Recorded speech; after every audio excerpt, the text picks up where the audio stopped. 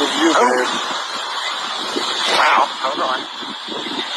That was like unfocused as fuck. That goes into the clouds. Cool. That was cool. Yeah, it was. It was like it went like through a portal or something.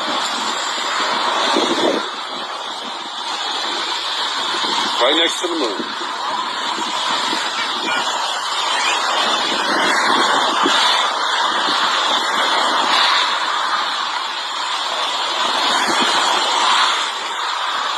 Yeah, it's rolling. Roll that beautiful bean, please. Beans, Thomas, beans. Beans, boss.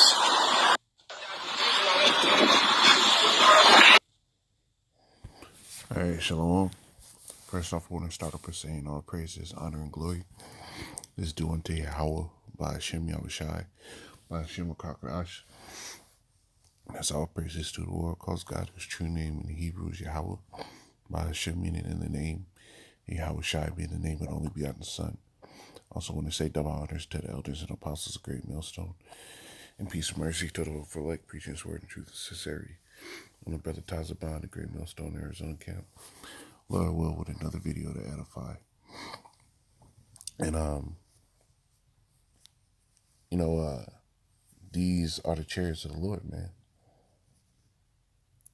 This is what the Lord spoke about when he said, pillars of fire by day, or pillars of fire by night, and a cloud by day. These are the chariots of the Lord, what you ignorantly call in this world is UFOs. Because Esau is the prince of the power of the air. He allows information to come out, and he knows things to be true. He knows what the prophets are saying true, right? The so-called UFOs are the chariots of the Lord, and the Lord is visiting the world which he made, right? The scripture tell you the eyes of the Lord in every place, beholding the good and the evil. So the Lord is sending his angels out, and the means of these chariots, when you go back into Ezekiel, the first chapter, right? Unless you know that the angels were the ones operating those things. They call it the will within the will, right? And I've been having dreams about these things, man. I've been having dreams, and they've been pretty damn detailed, because, the ones where I wake up and I can remember everything like super vividly, I'm like, hey, man, that might be a vision for the Heavenly Father, because it's too vivid. The details are too there. Right? And the buildup is too intense. I had a dream recently. Right? I was me and my woman or something at some place, either renting a new place or at a hotel or something, some type of thing like that, Airbnb or something. And she went to the store real quick to get some groceries. And right as she left, I look in the sky, and I see a smaller cloud. And this is what the sky looked like. Something like this right before she left. Right? It was real close to this. Right before she left, right? The clouds got a little darker. And there was a smaller cloud that popped up. And it was moving in like a zigzag pattern, going slowly, going around and everything. I'm like, man, that ain't a cloud, man. That's a chariot. And basically it floated and zigzagged around. It wasn't moving like in one motion. It was going up and down, left and right, diagonal, all that. And it ended up hitting the darkest part of the cloud, the darkest part of the sky. And right as it hit it, bro, that thunder, lightning, rain, that violent rain. I'm in Arizona, so out here we be having some violent rainstorms, bro. Violent thunder and everything like that. As soon as it hit that cloud, all you see is lightning and thunder coming down viciously, and it's hitting the ground. Mass amounts of lightning hitting the ground. Pow, pow, pow. You hear it, it's just going. Rain is coming in sideways. Extremely violent storm came right off the back of that chariot in the form of a cloud hitting that darker part of the sky. Right off the back. So it came to pass that right after all that came off. And it had to have been like a hotel or something because the dude that owned the thing or the people that ran it say, hey, it's too violent. You guys got to come here. We're going to be in here until the storm passes a little bit. It's too much of a risk to have you guys in the rooms like that because the windows were shaking, right?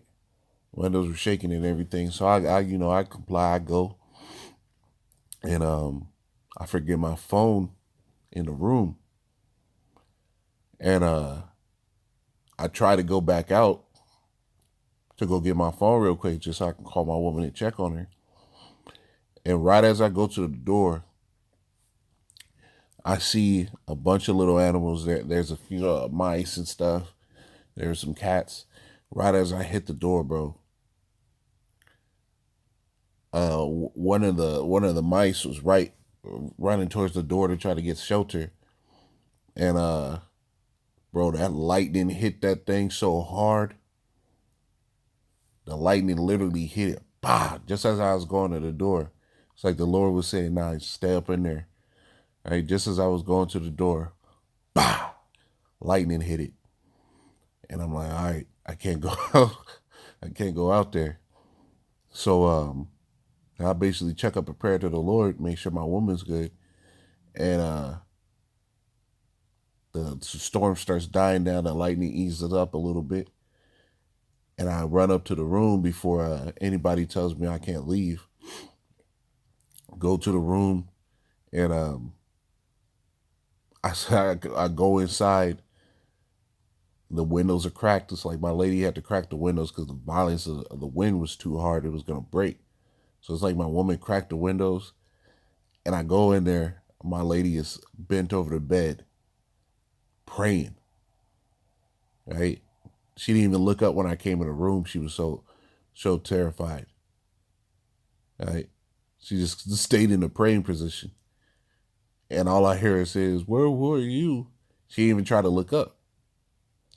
She didn't want to look up. She was stuck in prayer, bro. And these are the chariots of the Lord, man. They're going to come with power. The Lord is going to defend us with these things that can make a storm like that.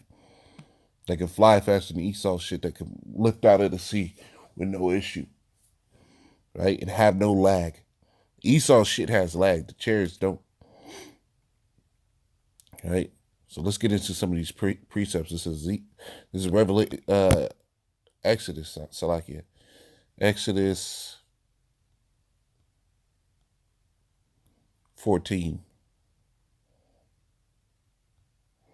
and 24. It says, and it came to pass that in the morning Yahweh looked unto the host of the Egyptians through the pillar of fire and of the cloud, and troubled the host of the Egyptians. So the pillar of fire by day, or a pillar of a cloud by day and a pillar of fire by night. The Lord looked out to those things, and the Lord was able to trouble the Egyptians through them. Right? These are the chariots of the Lord. Right? Psalms 104.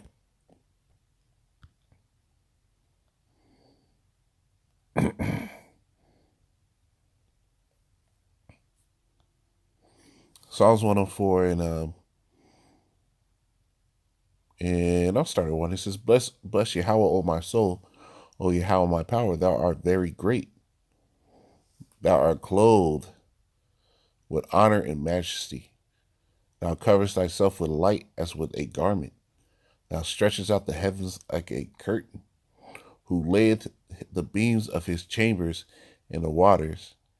Who maketh the clouds his chariots. Who walketh upon the wings of the wind. So the Lord makes his clouds his chariots. So those things in the sky that you can't explain, those are the chariots of the Lord, man. Right? The Lord has his heavenly vehicles. And the Lord allows his angels to sit here and control those. Who maketh his angel spirit and his ministers a flaming fire. Right? This is Psalm 68:13.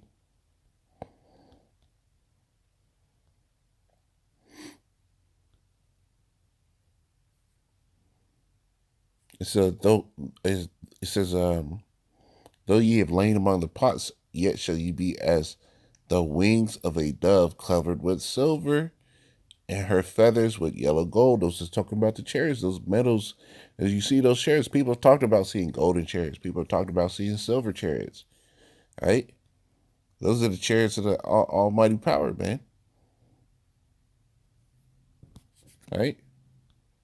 This is Zechariah 5.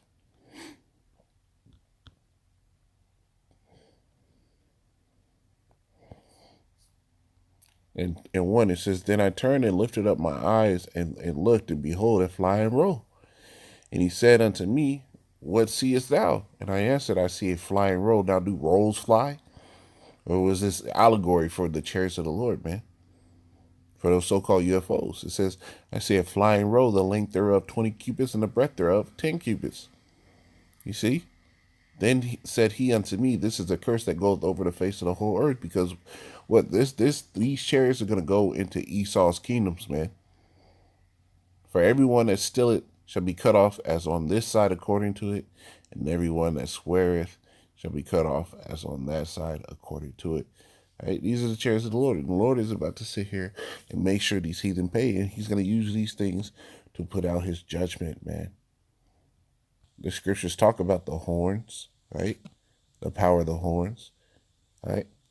It's Jeremiah 10:2. Right? And these are things that you got to understand as being an Israelite, man. Jeremiah 10:2, it says, Thus say Yahweh, learn not the way of the heathen, and be not dismayed at the signs of heaven, for the heathen are dismayed at them. And this is a sign of heaven, that the Lord has brought his chariots out, and people are seeing them in mass number now. It used to be people used to be able to scoff, but now you can't. It's happening so often, right? It's happening so often because the Lord is getting ready to do his thing, man. Right? Whereas the heathen, they look at these things in awe and disbelief, and they get scared. They start having thoughts about what it could be.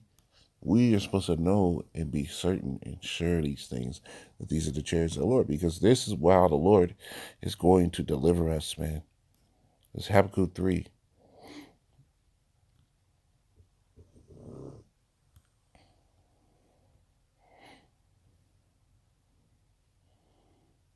And 8. It says, Which Yahweh displeased against the rivers, was thine anger against the rivers, was thy wrath against the sea, that thou didst ride upon thine horses and thy chariots of salvation. Right? So was the Lord angry? Like, when these things come, they're coming with great power. Right? This is why he had to ask these questions, man. Because the way these chariots are going to get down, man, they're going to be able to zap an entire lake dry. Right? Right? They're going to be able to throw down mountains. Right? This is the type of power that's in those chariots, man. But these are the chariots of the salvation of the Heavenly Father. Right? Esau got his Air Force. Well, the Lord, Esau got B-52 bombers and all that. But the Lord, you know what? He has his arsenal. Right? It's 1 Thessalonians 4.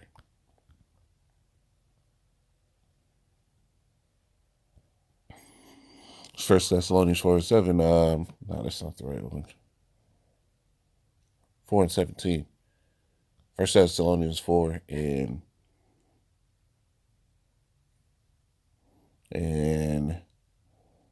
16. It says, For Yahweh himself shall descend from heaven with a shout, and with a great voice, and with the great voice of the archangel, and with the trumpet of the Most High, and the dead in the Mashiach shall rise first. Hey, so the brothers that pass away in this thing, hey, those are the ones that are going to rise first. They're going to be the first ones in those chariots, right? Because their works do follow them. You got it is a glorious thing to see a man, right? Though the brother is not with us, it's a glorious thing to see a man that finished his life's work. This is the life's work we do. And when brothers pass away in this thing, you finish the life's work, right? And we're going to rejoice with you in the kingdom of heaven. Lord, will we be those men, man? Verse 17, it says, Then they which are alive and remain, so brothers that are still here, right, shall be caught up together with them in the clouds, right? Why in the clouds? Because that's where the chariots of the Lord are, to meet Yahweh in the air, and so shall we ever be with Yahweh. Wherefore comfort one another with these words. See, right? We're going to be caught up in the cloud, in the chairs of the Lord, right? To forever be with the Lord, man. This is Revelation 11 to 12. I'll hit it on this, right? This is why you should look at those chariots as being your ticket out of this place, man. Revelation 11 and 11, it says, and after 3 days and a half, the spirit of life from the Most High entered into them, and they stood upon their feet. A great, and they stood upon their feet, and great fear fell upon them which saw them. And that's what's happening. Esau seeing that more and more brothers is popping up, believing in Yahweh Shemel Shai. This whole stuff with Kanye and Kyrie Irving, all these celebrities, Nick Cannon, right? They're seeing that, whoa, right? People really believe in this thing. Brothers, more and more videos are popping out, more and more channels. People are talking about this thing more. People are coming against Esau and how he deals unjustly, right? So great fear is falling upon them. Now, verse 12, it says, and they heard a great voice from heaven saying unto them, come up hither. Where are they going to go? They're going into the chariots of the Lord. And they ascended up to heaven in a cloud. We got it. The Lord making his chariots clouds, right? So they ascended up into that chariot of the Lord, so-called UFOs. And they ascended up into heaven in a cloud, and their enemies beheld them. And that's what's going to happen, man. The strangeness of our salvation is about to hit you heathen, bro. And we're going to be delivered out of this bitch. Shalom.